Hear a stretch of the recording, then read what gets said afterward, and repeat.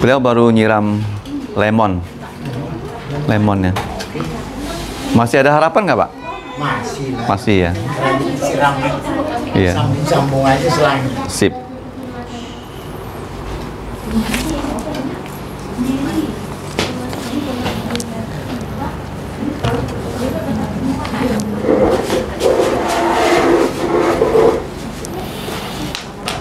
Ya. Kita membuka Injil Matius pasal 1 atau Injil Tuhan Yesus. Matius pasal 1 ayat 1 kita baca bersama-sama ya. Matius 1 ayat 1 sampai 17. Kita baca sama-sama. Pakai itu juga boleh, HP. Ya, Matius 1 ayat 1 sampai 17. Kita baca secara bertanggapan. Mari kita mulai. 3, 2, 1. Inilah silsilah Yesus Kristus, putra Daud, putra Abraham. Abraham memperanakan Ishak, Ishak memperanakan Yakob, Yakob memperanakan Yehuda dan saudara-saudaranya. Yehuda memperanakan Peres, dan Peres dari Tamar.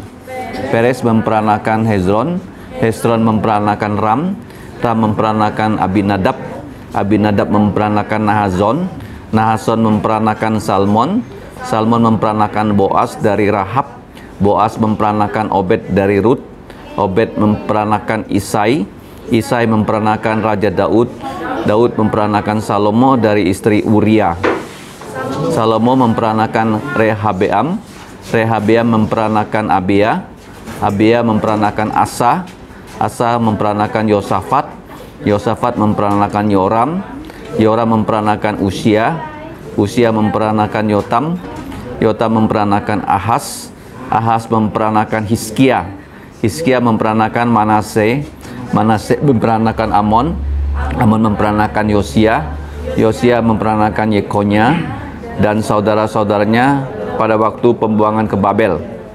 Sesudah pembuangan ke Babel, Yekonya memperanakan Sealtiel, Sealtiel memperanakan Jerubabel, Jerubabel memperanakan Abihud, Abihud memperanakan Eliakim, Eliakim memperanakan Azor, Azor memperanakan Zadok, Zadok memperanakan Akim, Akim memperanakan Eliud, Eliud memperanakan Eliezer, Eliezer memperanakan Matan, Matan memperanakan Yakob, Yakob memperanakan Yusuf suami Maria yang melahirkan Yesus yang disebut Kristus.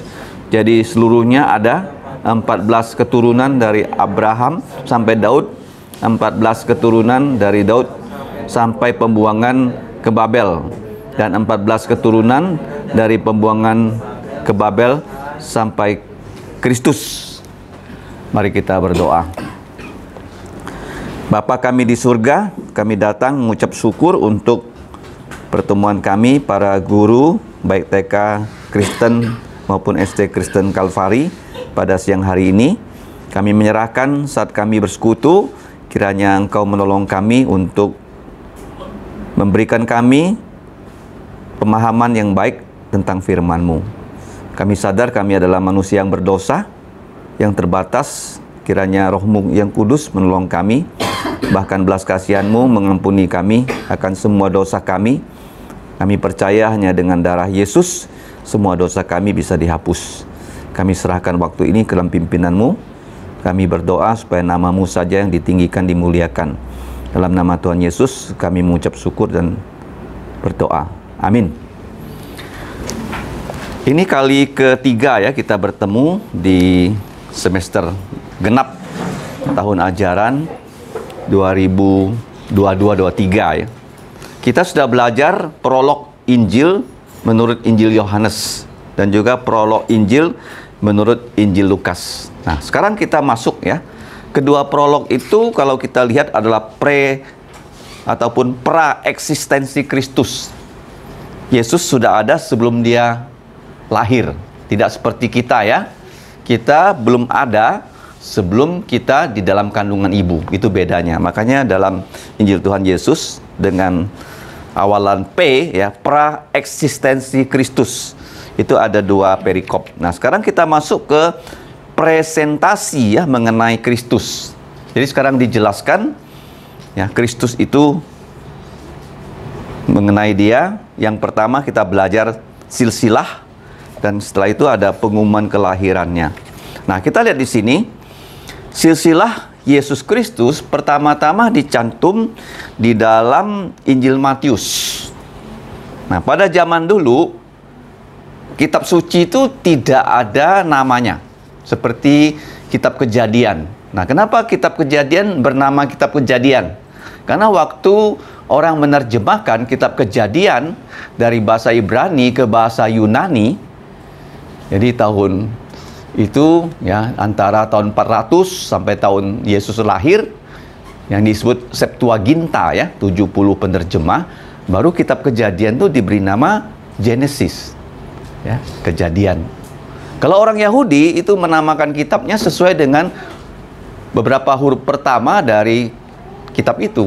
Seperti kalau kitab Kejadian, kata pertama yang diambil adalah Beresit, pada mulanya.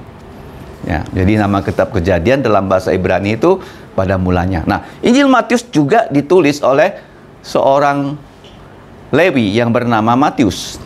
Dia tak pernah mencantumkan namanya sebagai penulis. Nah, kalau kita lihat di sini, kalimat pertama ini sangat penting, ya, sangat penting, yang harus kita hafal sebagai judul dari kitab Injil Matius. Apa judul kitab Injil Matius? Itu sudah disebut di situ. Ini adalah buku generasi, ya, silsilah itu buku generasi Yesus Kristus. Nah, inilah buku generasi dari satu pribadi yang bernama Yesus. Yang bernama Yesus, ya. Tetapi mempunyai gelar Kristus. Ya, mempunyai gelar Kristus. Dan dijelaskan sebagai keterangan tambahan bahwa Yesus gelarnya bukan hanya Kristus, gelar berikutnya adalah putra Daud, gelar berikutnya adalah putra Abraham. Jadi ada 3 gelar dari Yesus ya di dalam kalimat pertama ayat 1 ini. Ingat baik-baik ya. Ini adalah buku generasi Yesus ya, sampai di situ ya. Gelarnya Kristus, gelarnya putra Daud, gelarnya Abraham.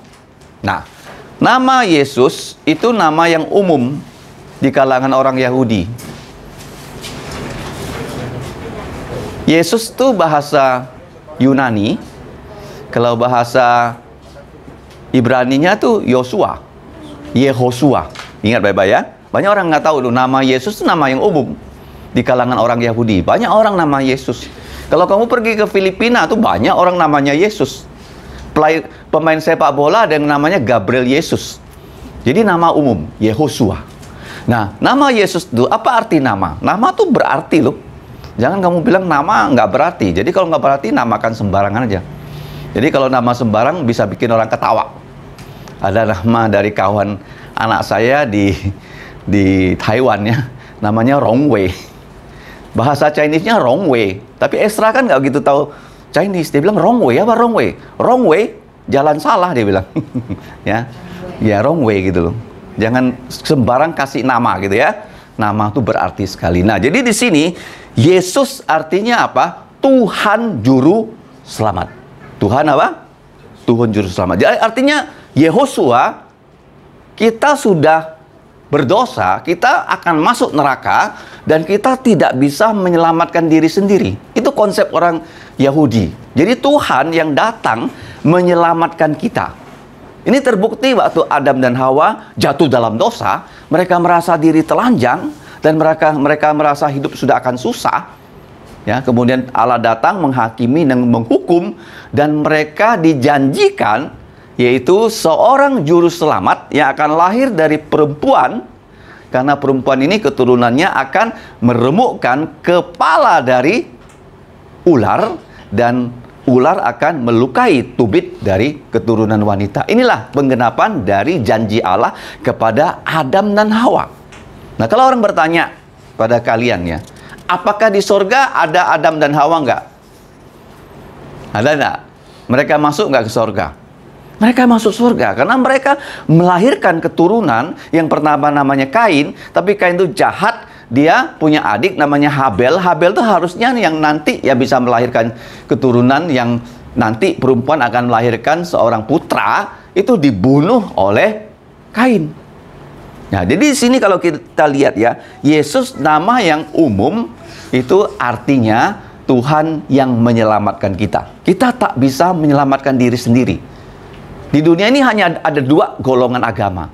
Satu agama mengajarkan Tuhan menyelamatkan kita melalui siapa? Melalui Yesus. Agama yang lain, kamu bisa menyelamatkan diri sendiri asal kamu melakukan syariat agama A, B, C, D, dan E, F sampai Z lah, terserah. Terserah yang membuat agama. Ingat ya? Nah, itu bedanya. Kalau kita bisa menyelamatkan kita sebagai manusia, Yesus nggak perlu lahir. Nah, ini tujuannya ya. Silsilah Yesus Kristus yang sudah dijanjikan loh kepada Adam dan Hawa, sekarang digenapi 4.000 tahun kemudian loh. Kalau kita lihat di sini ya, silsilah ini tidak langsung ya dari Adam, sudah dipotong sampai keturunan Adam setelah air bah yang bernama Abraham. Bernama apa? Abraham. Tetapi di sini ada sedikit kekhususan karena nama Abraham yang merupakan nenek moyang Daud itu diletakkan di belakang nama Daud. Itu kelihatannya kurang sopan, bukan? Masa nama kakek letaknya di belakang nama cucu, gitu ya. Nah, di sini dikatakan Yesus gelarnya Kristus, putra Daud, putra Abraham. Kenapa disebut putra Daud? Karena Kristus itu juga dinantikan orang Yahudi loh. Orang Yahudi bukan hanya menantikan ya juru selamat mereka, tapi juru selamat mereka akhirnya Tuhan berikan satu gelar yang khusus yang disebut Kristus. Nah, Kristus itu bahasa Yunani, bahasa Ibrani itu Masya, Mesias yang diurapi. Bahasa Arabnya itu Al-Masih, Al-Masih yang diurapi. Ingat ya? Jadi orang Yahudi kalau mendengarkan kata Kristus, mereka nantikan tuh Kristus akan datang. Nah, orang Yahudi kalau kita baca dalam kitab Ibrani, itu Kristus ada mengambil 3 peran, 3 jabatan. Dia sebagai nabi seperti Musa, sudah dinubuatkan di dalam kitab Ulangan. Dia sebagai imam, ya, sudah dinubuatkan dalam Mazmur seperti Melkisedek, ingat ya. Dia sebagai raja, Daud. Nah, makanya di sini dia disebut Kristus yang sekarang dinantikan lahir ya sebagai raja, sebagai imam, sebagai nabi, sebagai imam, sebagai raja, dan disebut ya dia sebagai Kristus yang diurapi. Nah, di Perjanjian Lama tidak ada satu orang pun yang punya 3 jabatan ini. Musa dia nabi, dia adalah imam, tapi dia bukan raja. Daud dia adalah nabi, dia adalah raja, dia bukan imam. Tidak ada satu orang pun yang pernah merangkap 3 jabatan ini selain Tuhan Yesus Kristus. Ingat baik-baik ya. Jadi kenapa di sini dia disebut ya sebagai Yesus Kristus ya, dia adalah nabi, imam dan raja. Nah, Yesus menyelamatkan kita melalui pekerjaannya sebagai Kristus. Ingat baik-baik ya. Kalau kita ditanya bagaimana Yesus menjadi juru selamat dunia, dia sebagai Kristus. Dia menyampaikan seluruh firman Tuhan, sehingga setelah Tuhan Yesus melayani 12 rasulnya, itu melengkapi ya perjanjian baru, sehingga di tangan kita ada perjanjian lama, perjanjian baru. Semua firman Tuhan sudah Tuhan berikan pada manusia. Saya pernah katakan bahwa Tuhan sendiri sebenarnya tidak perlu memiliki buku, karena dia tidak pernah lupa. Kita sendiri yang harus punya buku. Ingat ya, dan Tuhan memberikan kita buku. Buku ini adalah perjanjian dia dengan semua manusia, dengan seluruh manusia, seluruh suku bangsa. Dan kalau kita lihat ya, perjanjian ini bersifat selama-lamanya. Ingat baik-baik ya, barang siapa mau menerima perjanjian ini, mereka akan diberkati. Makanya di sini muncul nama Daud, nama Abraham. Karena Daud dan Abraham adalah 2 tokoh yang Tuhan temui dan mereka bersedia menerima perjanjian yang Tuhan berikan pada manusia. Nah, kalau kita lihat di sini, apa janji Tuhan kepada Daud? Tuhan berjanji pada Daud dalam 2 Samuel pasal 7 bahwa satu dari keturunan Daud, yaitu Yesus, akan menjadi raja selama-lamanya. Ingat baik-baik. Makanya Yesus seringkali dipanggil sebagai putra Daud. Waktu kita baca Injil Matius, ada orang minta tolong pada Yesus, yang mereka memanggil Yesus sebagai putra Daud.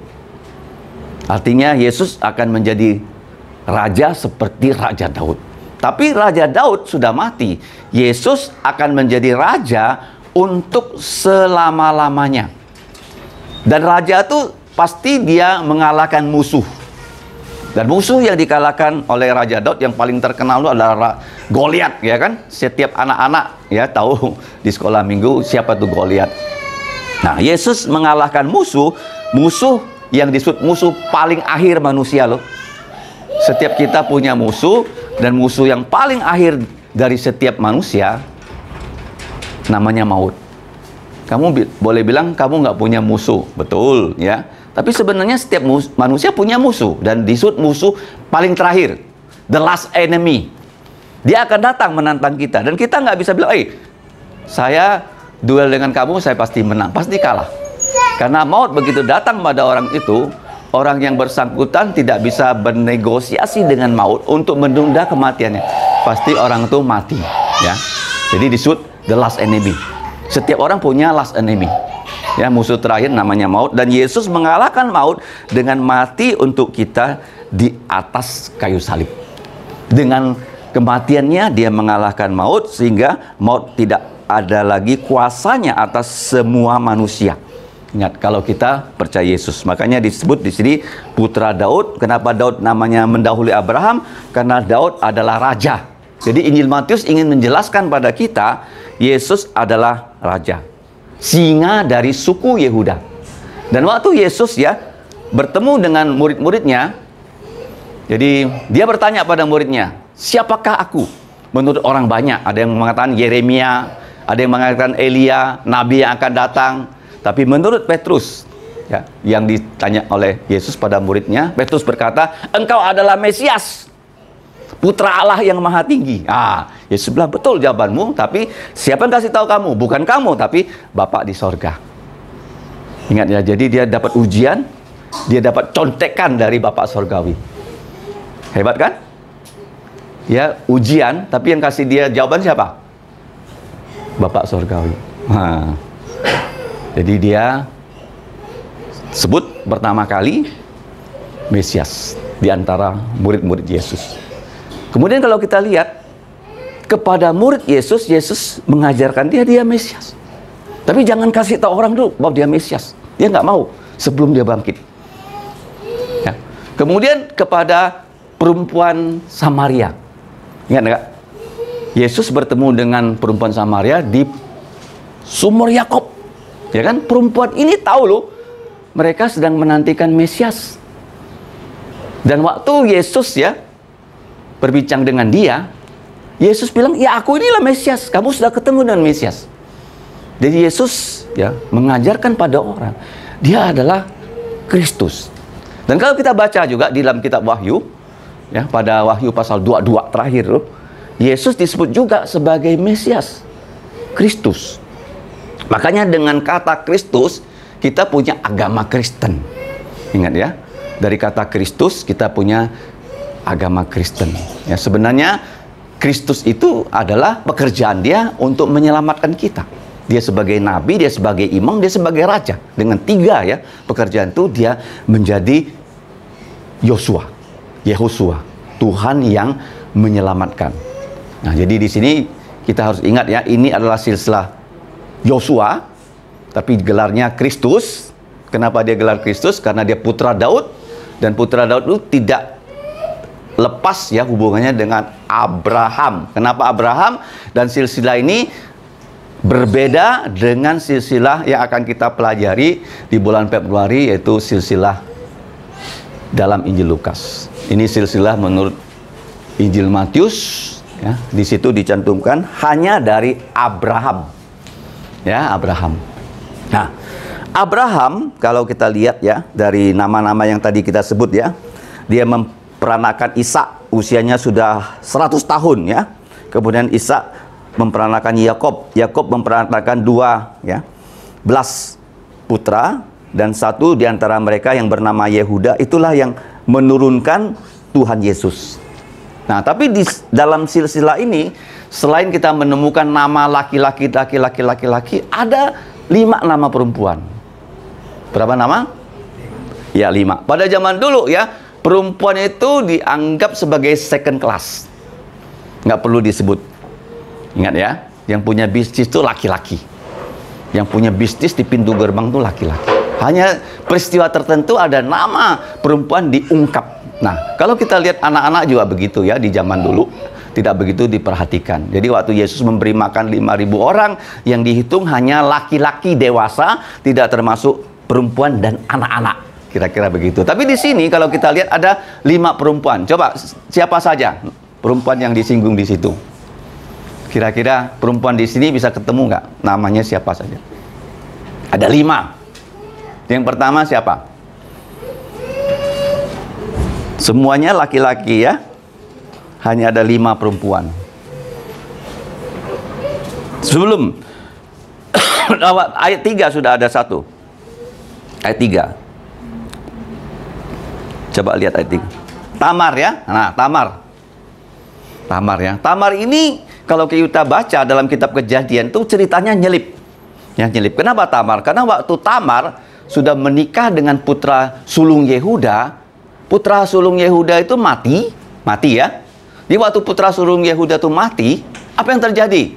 Adiknya bernama Onan ya, harus nikah dengan Tamar. Tapi Onan ini jahat ya. Setiap dia berhubungan dengan kakak iparnya, dia tidak mau ya, itu benihnya masuk ke kakak iparnya, sehingga benihnya itu keluar di luar dari rahim kakak iparnya. Jadi kakak iparnya nggak bisa hamil-hamil, sehingga Onan itu begitu jahat, dihukum mati oleh Tuhan. Maka dari kata Onan, orang bule menciptakan kata onani. Onani itu artinya benih tidak keluar ke dalam rahim. Nah, karena kita di sini semua sudah dewasa ya, saya bisa menjelaskan kata itu ya. Onan jahat, dihukum oleh Tuhan, hukumannya mati. Ingat ya, kita juga begitu loh. Kalau kita jahat pasti kita dihajar oleh dia. Nah, itu Onan. Nah, Onan nih karena tidak mau, jadi Yehuda ini Onan dihukum mati, terus ditunggu-tunggu berikutnya Yehuda tidak kawin-kawinkan anaknya kepada Tamar. Akhirnya Tamar menyamar menjadi seorang pelacur. Di pinggir jalan, dia menunggu Yehuda pulang dari ladang. Akhirnya Yehuda, walaupun tidak banyak bawa uang, dia bagaimana? Membeli Tamar, sehingga Tamar tuh hamil. Begitu Tamar hamil, heboh tuh ya di tanah itu. Tamar ini hamil, siapa yang menghamili dia? Terus Tamar keluarkan barang, inilah orang yang menghamili saya. Karena Yehuda waktu itu nggak bawa uang, dia tinggalkan barang pribadinya seperti cincin. Jadi dari Tamar lahir kembar. Nah, dari kembar ini satu di antara mereka yang bernama Peres. Nah, Peres ini akhirnya memputrakan Hesron, Ram, kemudian Abinadab, Nazon, Salmon. Nah, Salmon memputrakan Boas. Kemudian Boas ini dia sudah usianya lanjut, sudah jadi bos tapi gak punya istri. Tuhan import istrinya, kamu lihat di sini, orang yang bernama Rahab. Rahab itu mantan pelacur. Mantan apa? Pelacur loh. Masih ingat peristiwa Rahab di kitab Yosua? 2 pengintai dikirim. Jadi dalam kehidupan manusia, walaupun hidupnya itu hancur ya, seperti Tamar loh, terhitung hancur kan. Dia itu menunggu ya adiknya Onan dewasa untuk menikah dengan dia, tapi Yehuda nggak nikah-nikahkan dengan dia. Dia menyamar sebagai wanita tunasusila. Akhirnya dia hamil dari ya benih mertuanya dan lahir, yang melahirkan Yesus loh. Jadi dalam istilah iman, dia nggak peduli background kamu seperti apa rusaknya, tapi yang penting kamu mau percaya Yesus loh, dengan sungguh-sungguh loh. Percaya Yesus tuh nggak bisa hanya gaya-gaya aja. Ada orang yang depan kita kelihatan rohani gitu, kamu bisa menipu manusia, tapi nggak bisa menipu Tuhan. Tuhan pasti hajar orang yang seperti itu, yang munafik, yang apa? Tapi kalau sungguh-sungguh bertobat, Tuhan bisa pakai. Ya, karena Tamar tahu loh, dia nggak mungkin punya keturunan dari suami yang lain. Dia harus punya keturunan dari keturunan keluarga Yehuda. Yehuda sudah ditentukan untuk melahirkan Yesus. Makanya kita lihat ya bagaimana dia punya inisiatif ya menyamar sebagai WTS. Dan setelah itu dia dengan Yehuda nggak ada hubungan apa-apa lagi. Hanya untuk melahirkan Peres. Nah sekarang Rahab kan, Rahab siapa dia? Pelacur kan?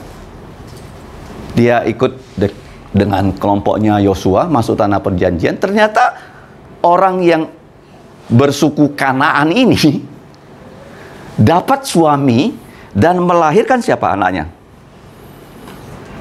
Ya, Boas kan? Kemudian Boas juga sudah tua, tak punya. Kalau kamu lihat di sini ya, Salmon punya istri namanya Rahab. Kemudian Boas punya istri namanya Ruth. Ruth juga bukan orang Israel. Ruth adalah orang apa tuh? Moab. Ada kitab namanya Ruth, Moab.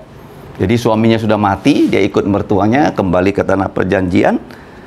Dia bertemu dengan Boas, dan dari Boas dia lahir nenek moyang Daud yang bernama Obed. Obed memputrakan di sini Isai. Isai itu adalah bapak dari Raja Daud. Nah, di sini kamu lihat ya, semua nama tidak ada gelarnya kecuali ayat 5 dan ayat 6.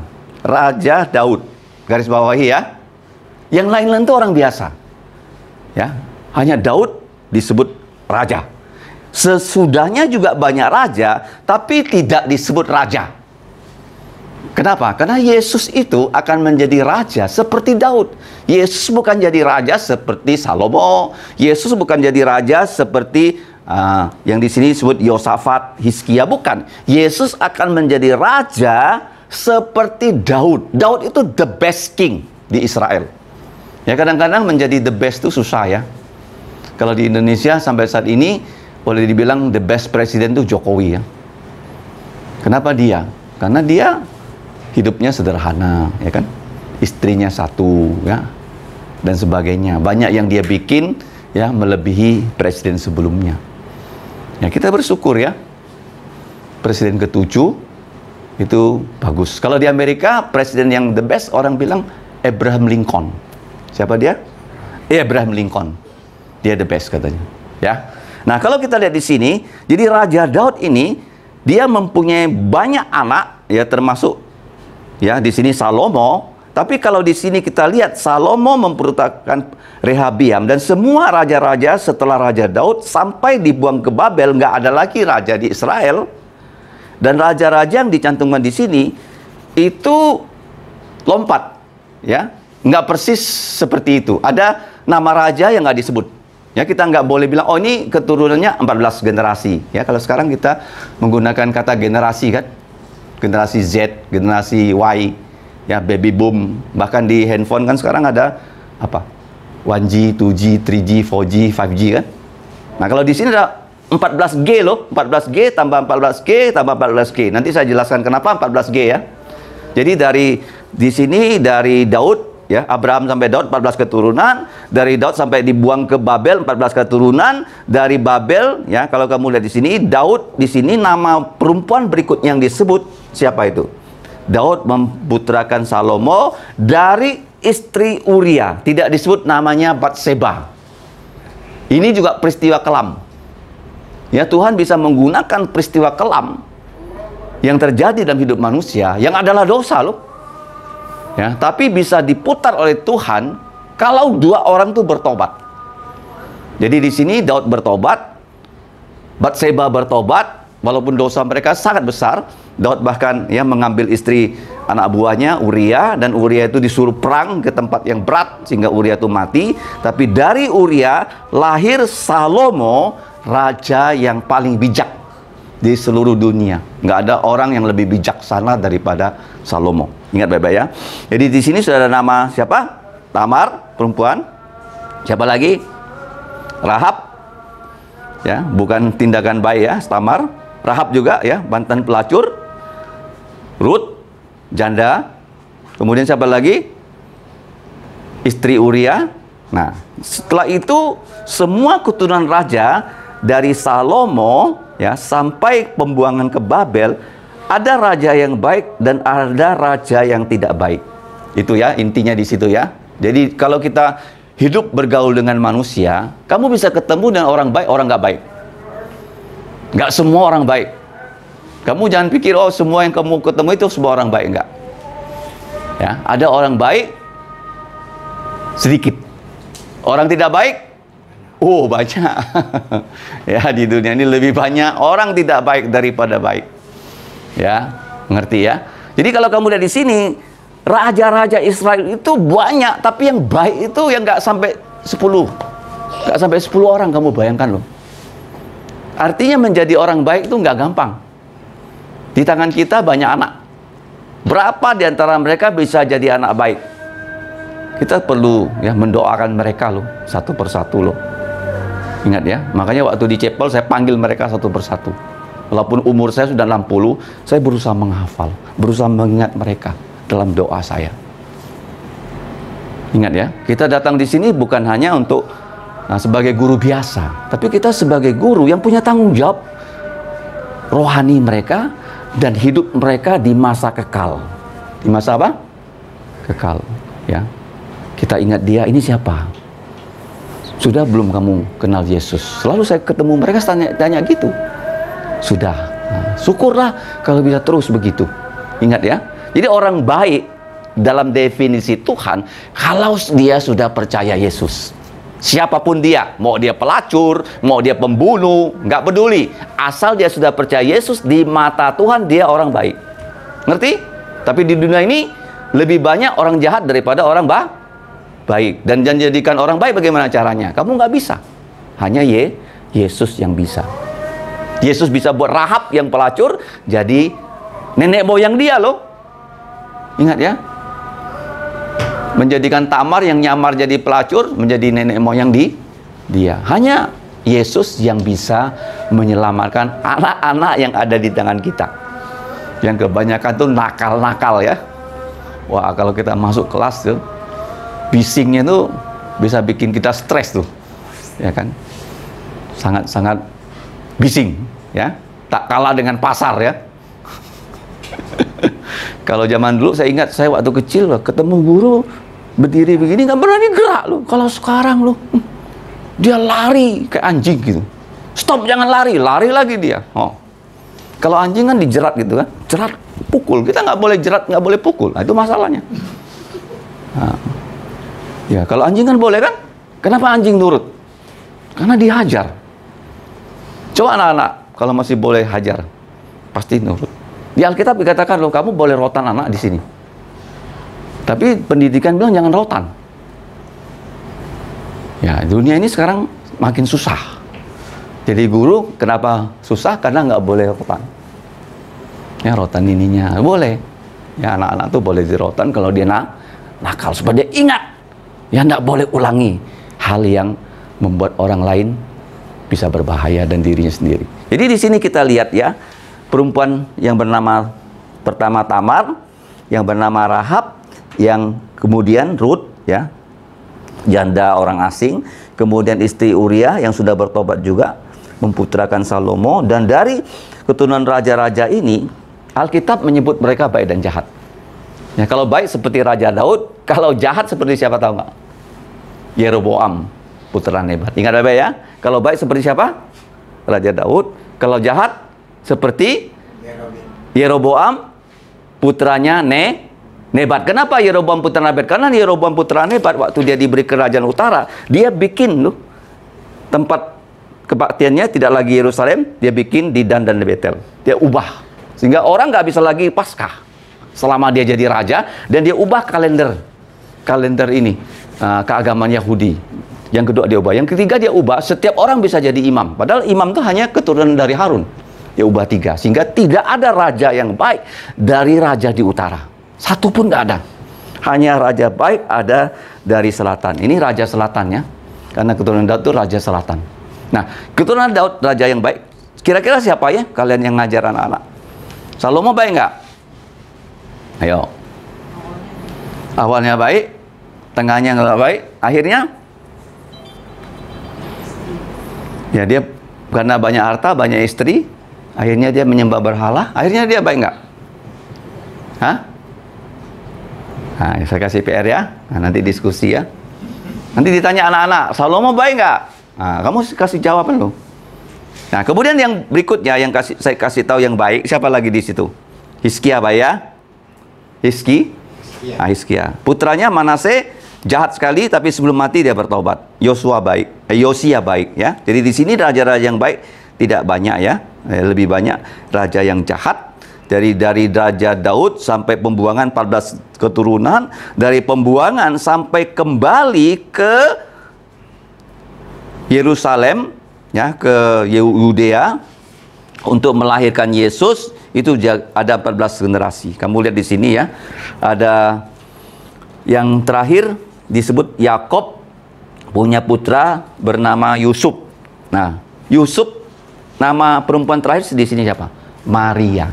Nah, Maria ini sebenarnya adalah perawan yang melahirkan Yesus. Yesus itu Yusuf bukan bapaknya Yesus, bukan. Dia hanya bapak angkat. Ingat baik-baik di sini ya. Ini silsilah menurut ya Raja Daud punya silsilah.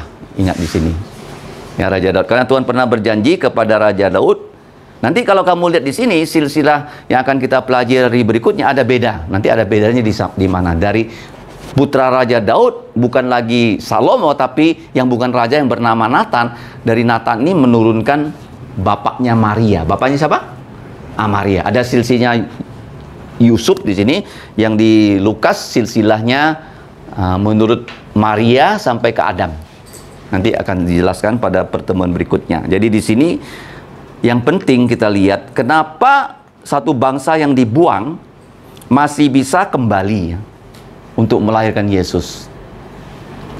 Padahal mereka dibuang ya. Biasanya orang yang sudah dipindahkan ke luar negeri, mereka nggak akan pulang loh. Seperti orang Tionghoa kan. Kenapa orang Tionghoa banyak di Asia Tenggara? Dan nggak pulang lagi kan? Ya. Itu karena orang Tionghoa meninggalkan Tionghoa karena keinginan diri sendiri. Tapi orang Yahudi meninggalkan tanah perjanjian karena dibuang. Nah, di sini dibuang oleh Allah.